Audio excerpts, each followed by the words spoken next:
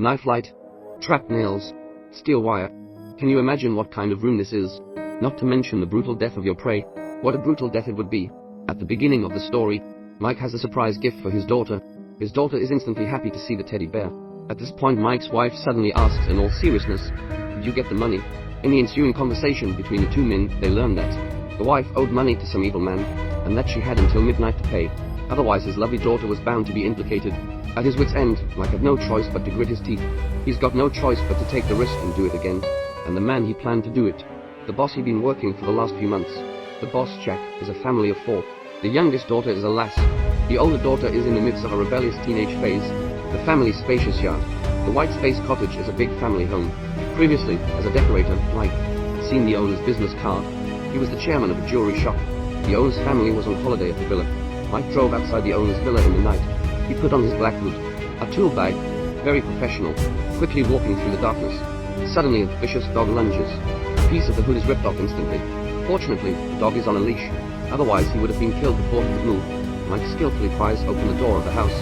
With the sound of thunder and the creaking of boards, step by step he made his way inside. The thoughtful Mike is a veteran. He was able to follow his mistress. The way the lady of the house looked in the mirror and turned back, he could tell there was something behind the mirror. The safe was hidden behind the mirror. He took out the decoder and turned on the decoder code. Then suddenly there was a click. The sound of a key unlocking the door downstairs. Mike turned around with a start. He waited for the next movement. Just as the wooden staircase boards creaked, he was sure someone had indeed come up the stairs, and Mike recovered the scene. He rushed towards the other room and hid, getting around this person. One stride down the stairs to avoid the creaking board. He made his way to the door. Mike looked up and was startled. When did the door get 4 more locks on it? This is when the nightmare began. The sound of someone coming down the stairs was heard from upstairs. Without a second thought, Mike continued to hide. Then he heard a man screaming and begging from the air vent. A man screamed for help from the air vent.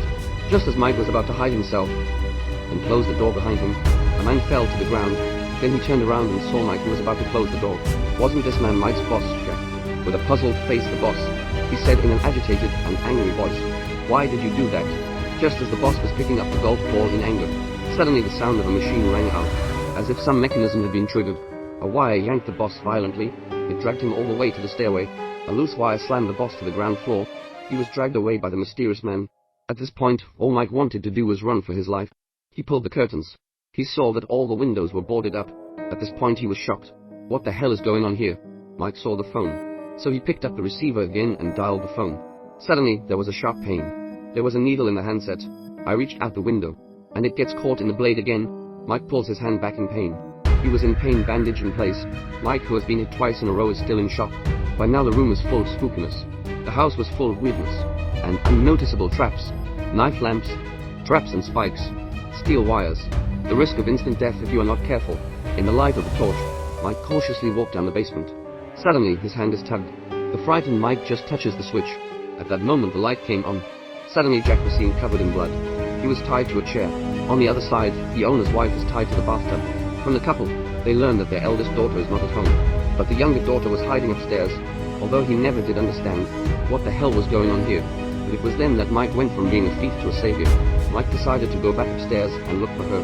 But this requires the cooperation of the lady of the house. A scream to attract the mystery man's attention. And with a scream, and the mystery man came in response. He quickly descended the stairs. Mike, who had hidden, ran upstairs in the wrong direction. But after a search upstairs, there was no sign of Laurie. Then a room with an open window came into view. In this house of horrors, this could be the only hope of escape. Mike took 2 steps forward, as the floor was splashed with a highly corrosive liquid. By now his shoes are smoking with corrosion. They were stuck to the floor. Mike untied his shoes and climbed onto the bed. He then rescued the black cat that was stuck to the floor. He threw the cat onto the windowsill with too much force. It came into close contact with a thin wire. A large knife came crashing down. This was the window that Mike had used to escape from. He was instantly frightened. The noise must have attracted the attention of the mysterious demon. When Mike heard the noise downstairs, he covered his shoes with a book and hid in a pile of pillows. As the demon rushed to the house, he saw a black cat, making a mess of it. Mike had another lucky escape. Back in the basement again, Mike found that the owner had died. He then went inside and untied the lady of the house. He told her to keep quiet and not to look around when he left. And so the 2 men walked slowly, hunter by hunter, foot by foot. However, the mistress was shocked by a puddle of blood. She happened to see her boss dead. She was scared out of her wits. She screamed and ran upstairs. I couldn't stop her. The end was predictable. As the demon dragged the lady back into the house, Mike slipped back upstairs. Suddenly a horn blares outside the house. It turned out to be the return of the rebellious eldest daughter, with her boyfriend in tow. The demon unlocked the 4 doors downstairs. He hid and watched. The eldest daughter and boyfriend entered the house. The two of them had a fling. Several times they nearly hid a mechanism in the house. The eldest daughter suddenly turned around. She saw the demon crouching by. She is instantly frightened. The demon then fights the 2 men like a wild animal. The end was never in doubt, and by now Mike had already pried the boards from the upstairs window. After thinking about it, he decided to rescue his eldest daughter. He had set the alarm. When the alarm suddenly rings to attract the demon's attention, Mike took the opportunity to rescue his eldest daughter, who was tangled up in chains. Just as the situation is resolved, he tells his eldest daughter to keep quiet. The frightened daughter thought that Mike was the demon. Instead, she kept backing away. She grabbed a large pair of scissors with a thin wire on the shelf, but the mechanism was triggered. The eldest daughter dies instantly. Mike panicked and went back upstairs, cracked the window glass. Then he leapt down and ran for cover. Suddenly he heard a tap on the window behind him. Turning back to see, it was the boss' young daughter. Mike, who also has a daughter, couldn't bear to leave, climbing back up the stairs. Just as the little girl was about to fall into the hands of the demon, Mike knocked the demon to the ground, picking up Laurie and locking her in the room. And then, under Mike's direction, one person holds the fish tank, one holds the TV, ready to electrocute the demon who broke into the room. As the door opened, both men push the fish tank and the TV over at the same time, but it's not the demon that enters first. Instead, it was a corpse. The demon stepped on the corpse. It attacked the 2 men. Mike scrambled to pick up Laurie and ran to the other room. Just as he closed the door and turned around, a dangling fish hook caught his eye. It was a shocking sight. Just as he lowered Laurie from a side passage, Mike was too late to jump down. He fought with the demon who broke through the door. The result was that Mike ripped the demon's mask off. He was knocked out by a punch. Mike wakes up in the basement. The demon torments him. Just then the sound of a car is heard from outside the room. It turns out to be the same car.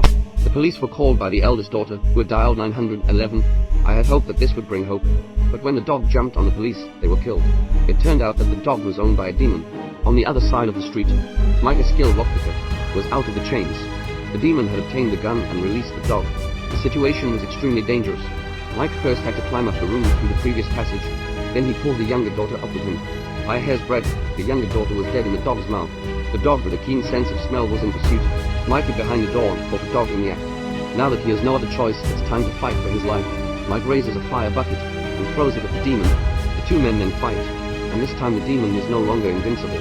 He was kicked out of the room and rolled down into the basement. Mike locks the door to the room, picking up the demon's key, picking up the younger daughter and heading for the door. And to his despair, the key had been damaged in the fight and couldn't be opened, and the demon is about to break through the door. Seeing a mirror, Mike suddenly had a plan. With his gun, he rushed out of the demon. He didn't hesitate when he saw the 2 men crouched by the door. He fired straight away. Unexpectedly, the picture shatters.